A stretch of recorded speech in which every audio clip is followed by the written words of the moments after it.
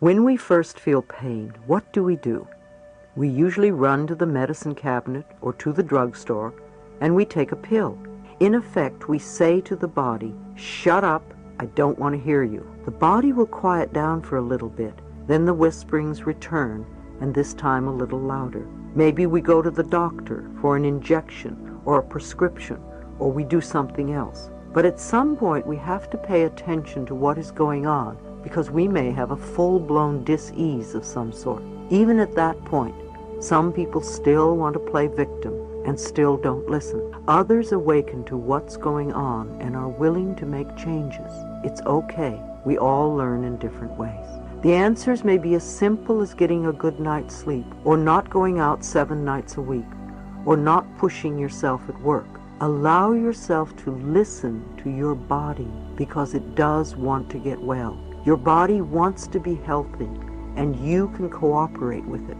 When I first feel pain or discomfort, I quiet myself.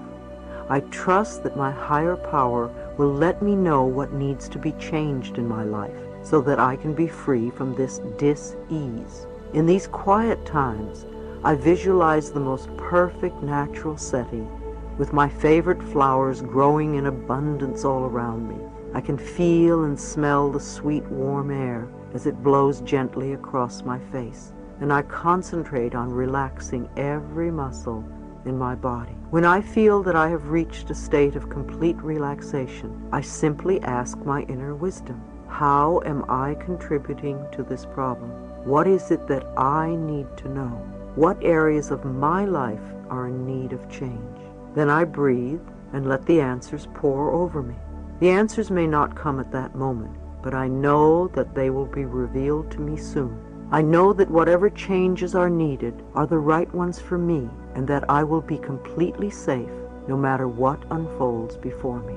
Sometimes you wonder how you can accomplish such changes. How will I live? What about the children? How will I pay my bills? Again, trust your higher power to show you the means to live a plentiful, pain-free life. I also suggest that you make changes one step at a time. Lao Tse said, "The journey of 1,000 miles begins with one step." One small step added to another can create significant major advancements. Once you go about making your changes, please remember that the pain does not necessarily disappear overnight, and yet it may. It has taken time for pain to surface. Therefore, it may take some time to recognize that it is no longer needed. Be gentle with yourself. Don't gauge your progress by someone else's. You are unique and have your own way of handling your life. Put your trust in your higher self in order to free yourself of all physical and emotional pain. Forgiveness is the key to freedom. I often ask clients, would you rather be right or would you rather be happy? We all have opinions on who was right and who was wrong according to our own perceptions, and we can all find ways to justify our feelings. We want to punish others for what they did to us. However, we are the ones running the story over and over in our own minds. It is foolish for us to punish ourselves in the present because someone hurt us in the past. To release the past, we want to be willing to forgive, even if we don't know how. Forgiveness means giving up our hurtful feelings and just letting the whole thing go. A state of non-forgiveness actually destroys something within ourselves. No matter what avenue of spirituality you follow, you will usually find that forgiveness is an enormous issue at any time, but most particularly when there is an illness. When we are ill, we really need to look around and see who it is we need to forgive. And usually the very person who we think we will never forgive is the one we need to forgive the most. Not forgiving someone else doesn't harm the other person in the slightest, but it plays havoc with us. The issues aren't theirs, the issues are ours. The grudges and hurts you feel have to do with forgiving yourself, not someone else. Affirm that you are totally willing to forgive everyone. I am willing to free myself from the past. I am willing to forgive all those who may ever have harmed me. and I forgive myself for having harmed others.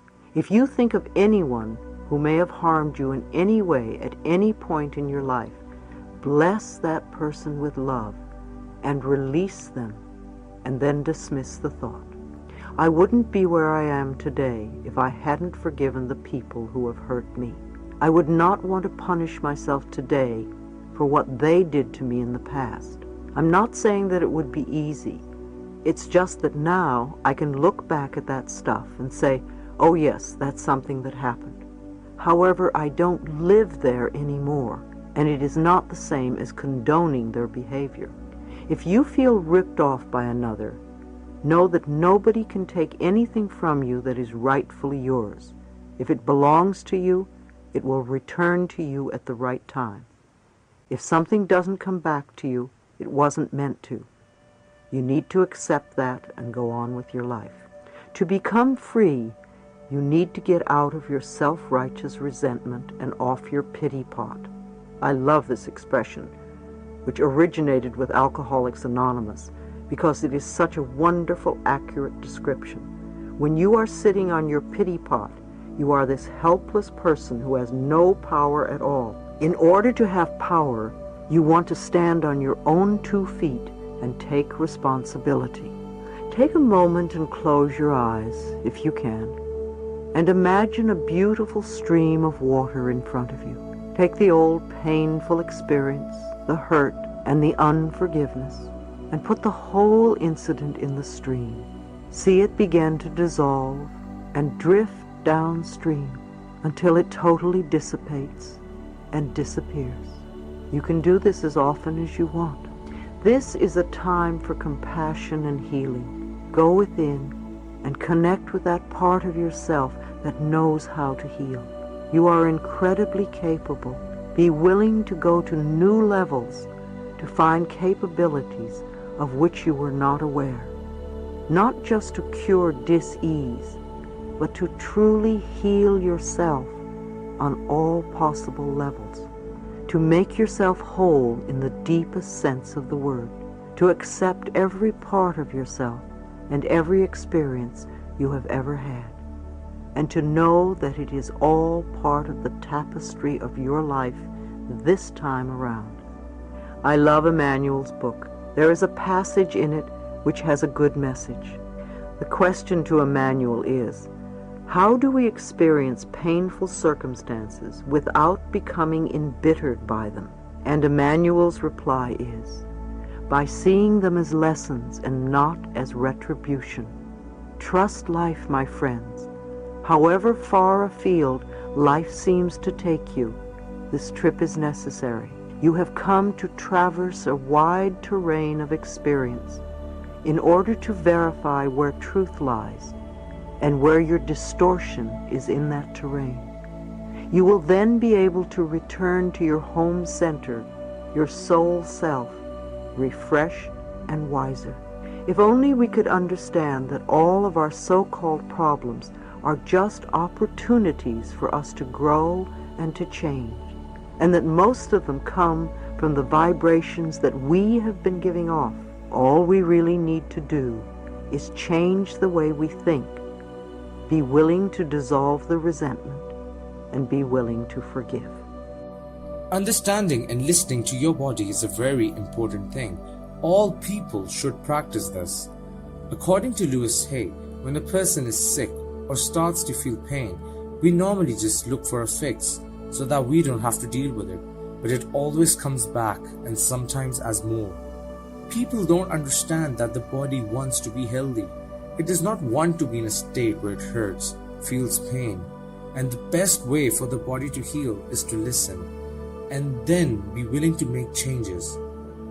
The body will only tell a person, but it is up to the person to make the change happen. But I hope you guys enjoyed the video, and do make sure to share your thoughts with us in the comment section.